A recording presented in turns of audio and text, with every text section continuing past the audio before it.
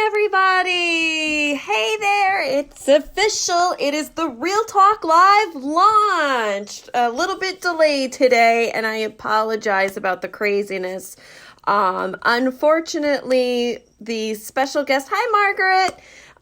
If you're hopping on, say hello in the comments. I may not see them right away until after the live.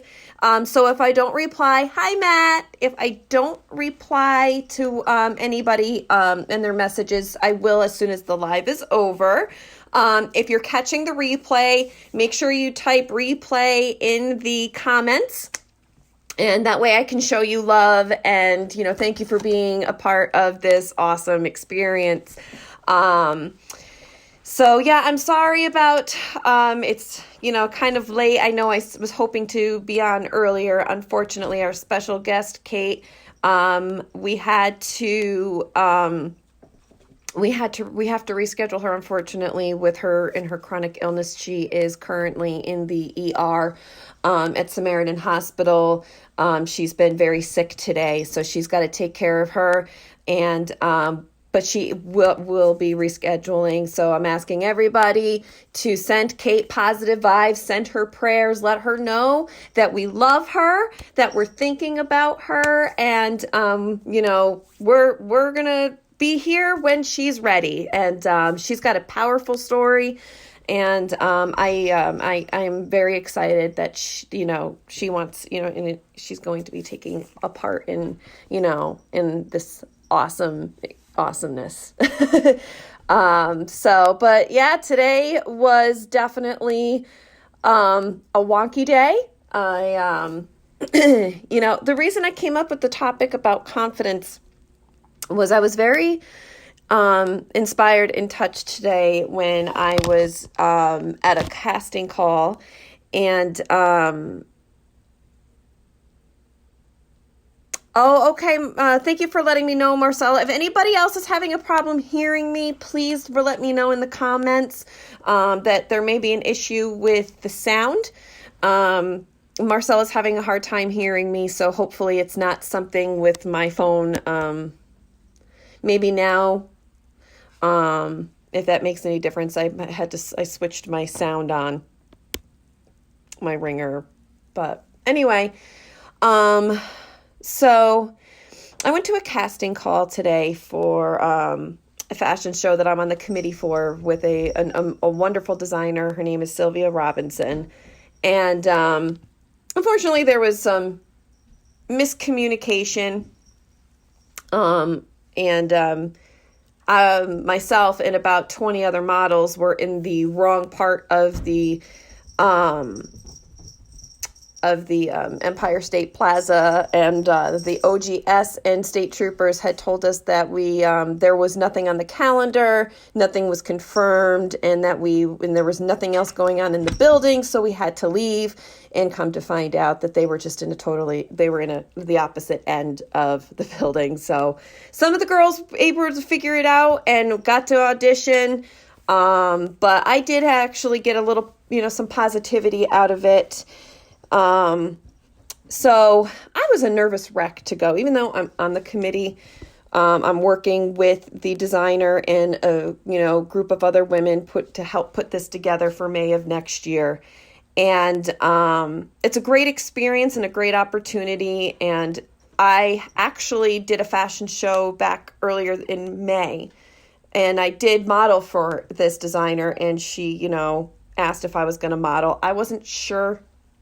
I kind of was back and forth, kept saying, no, I'm not going to do it.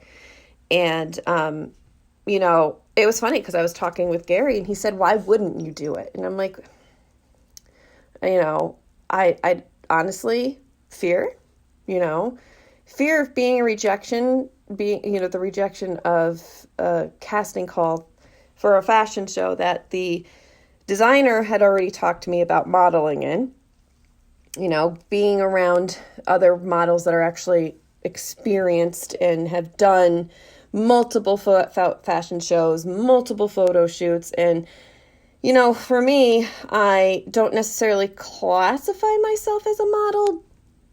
I've done some photo shoots, I've done a fashion show, but, I never have really gotten into it that much. I've only been, doing it for the last maybe year and a half or 2 years. And so I really had a lot of fear centered around it, and I kept finding that fear and, maybe even lack of confidence, keeping me from wanting to go. I kept telling myself, I'm not going to go. I'm not going to do this.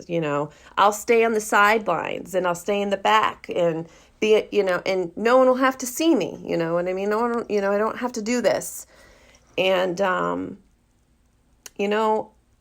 stopped for a second. I said, I've done this before, and there's no reason why I don't belong going across that runway. It would be a lot of fun. I had a good time doing it last time. I am more than capable of doing this. I know this, so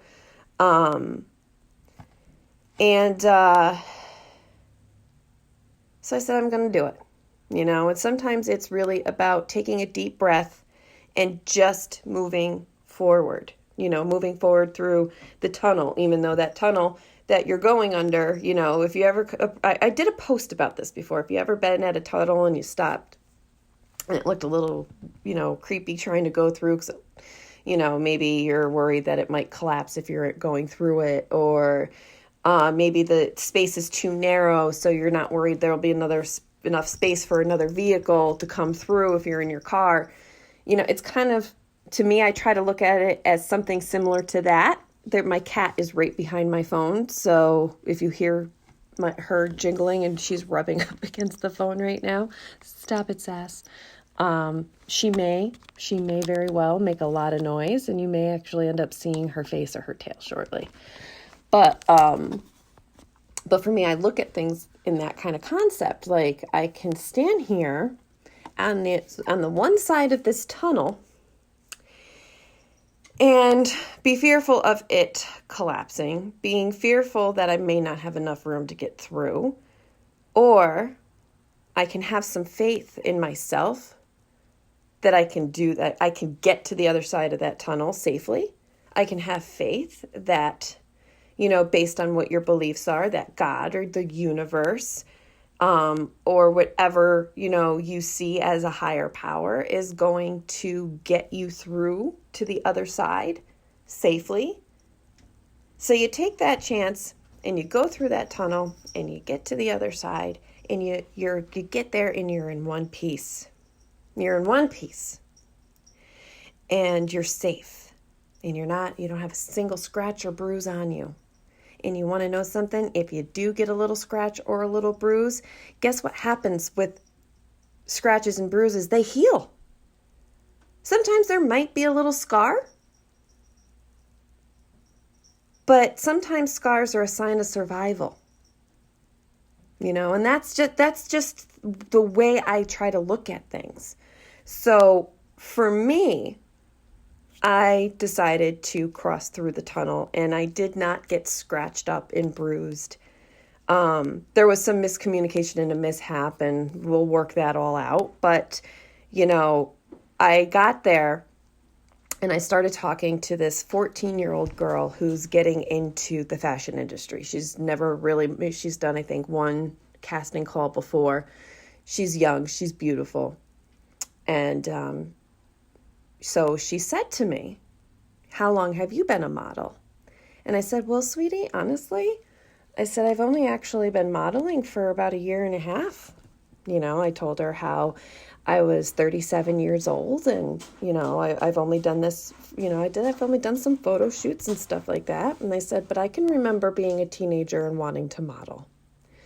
And she said, how come you didn't do it? And I said, well, I was very scared and insecure. I was very scared. I said, and I was insecure, and, I never went through with it. And I'm sitting there and I'm talking to her mother, and this beautiful little girl looks at me and says, what were you insecure about, if you don't mind me asking?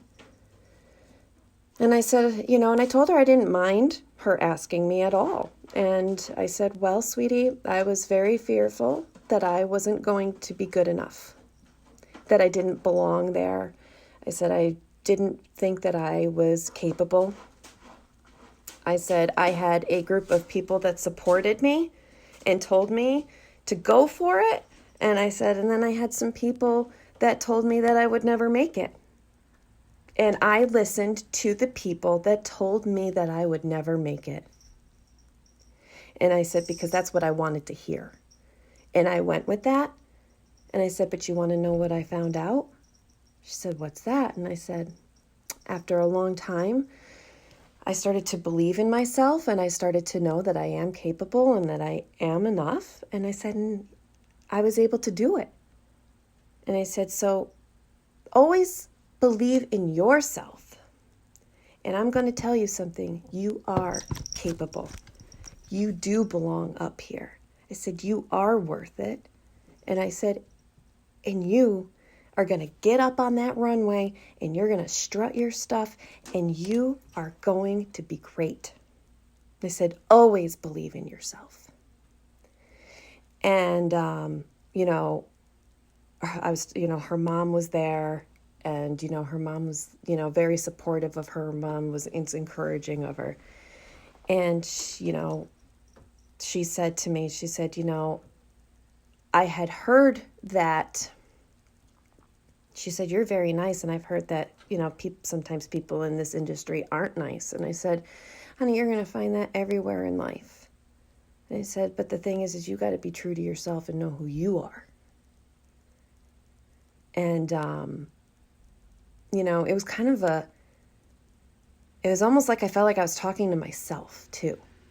I was having a moment where I was talking to the 14-year-old girl, Lori, who was so scared and insecure and believed that she was never going to amount to anything, And meanwhile, I'm using my story to encourage and inspire a young girl who has dreams that are so big.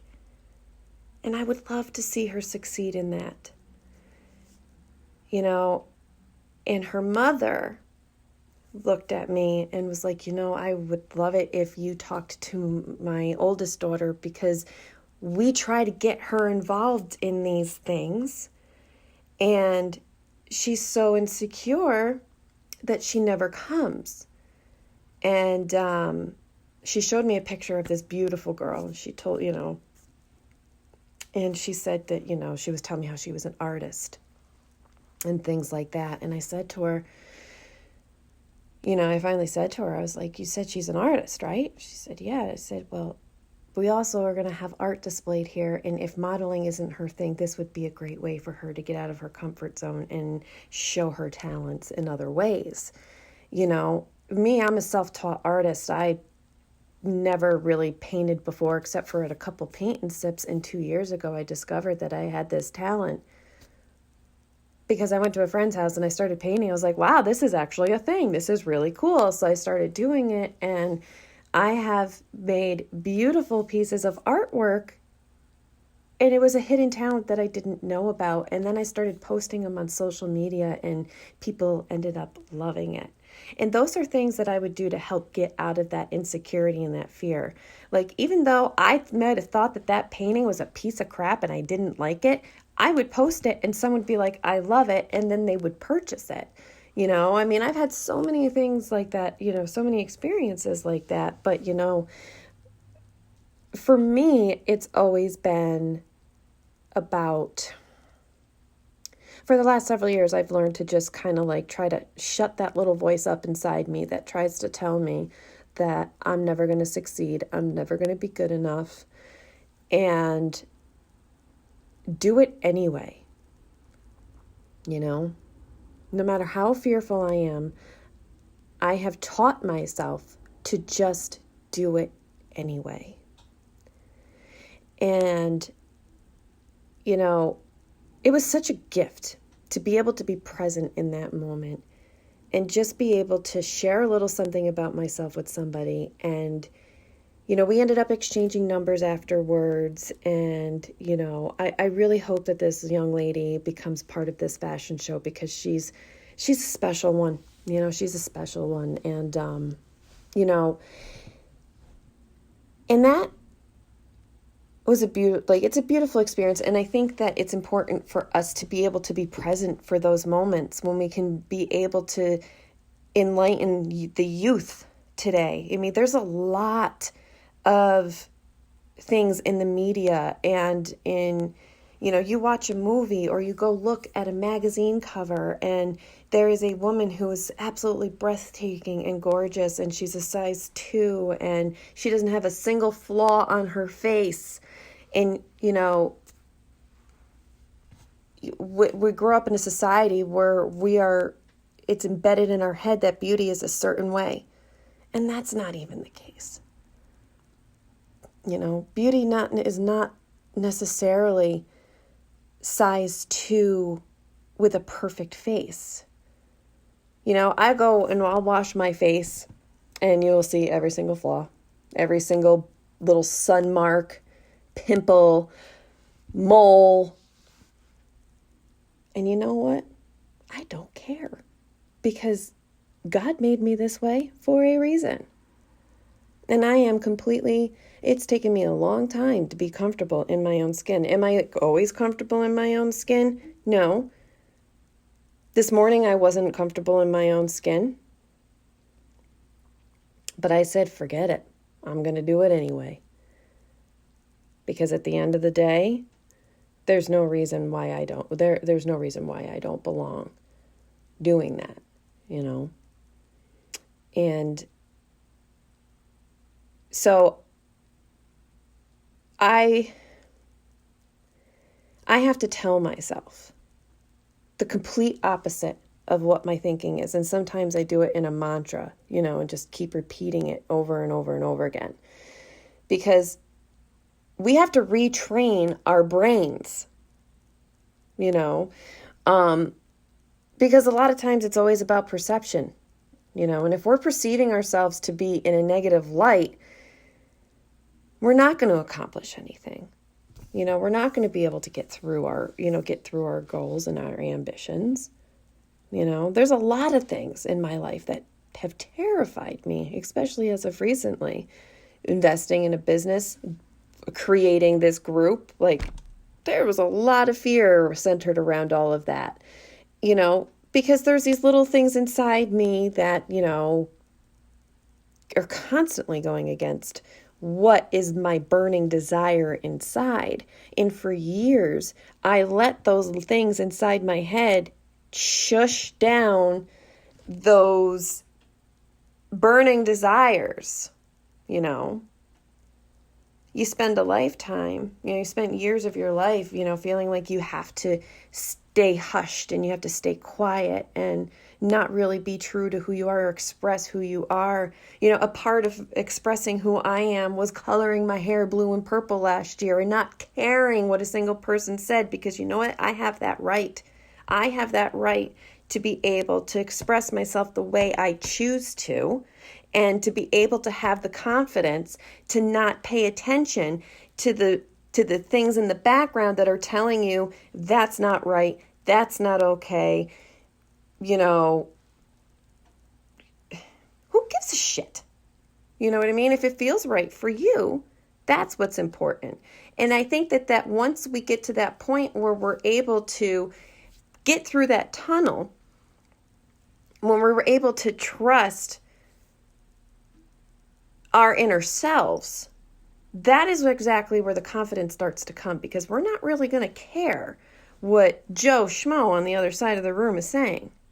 I used to sit there and walk into a room and think every single person in that room was staring at me and whispering about me and judging me. And the reality is not a single person was doing that. And even if they were, that was not my business. And it really, used to kind of keep me tucked away in a corner. I allowed myself for years to be put in a corner because I was constantly thinking in my head that I was being judged. And nobody believed in me. That I really truly believed that I was never going to amount to anything.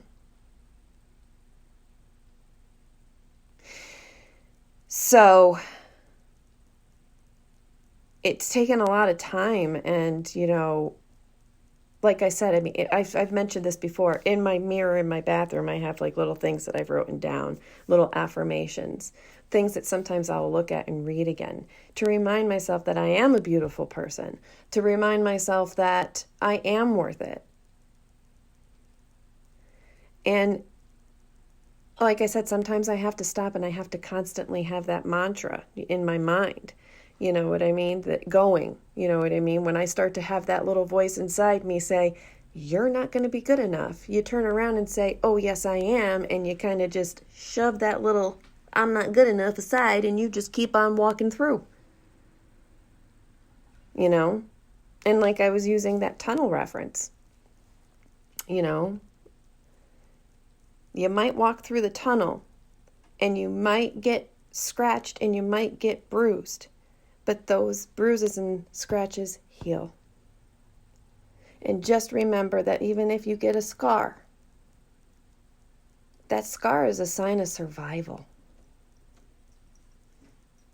It's a sign of survival. You survived it. You survived whatever that negative experience was. You survived it. And you were able to keep moving forward. I have a lot of scars. But I survived each and every single one, and they might still be there, and they might be internal, but it doesn't necessarily define who I am. It doesn't define my being. It doesn't mean that I still need to be tucked away in that corner, and it doesn't mean that I can't cross through that tunnel. It doesn't define me, And I really want to hear everybody else's experience. What do you do to help boost your confidence? Do you stand in the mirror and just keep saying to yourself, I am worth it? I am worth it? Because sometimes that does help. You have to retrain your brain. And sometimes it is not easy. Another thing that I would do sometimes in situations is, if I start thinking negative, I start writing down positives. It might be if I start thinking negative about a person, I start writing down the positives about them. If I start thinking negatives about myself, I have wrote down positives about myself. And I've retrained my brain, And these aren't always things that I do perfectly. It's not something that I always do on a daily basis, and I probably should, It helps. But at the end of the day, what matters most is you, and you being true to you and believing in yourself.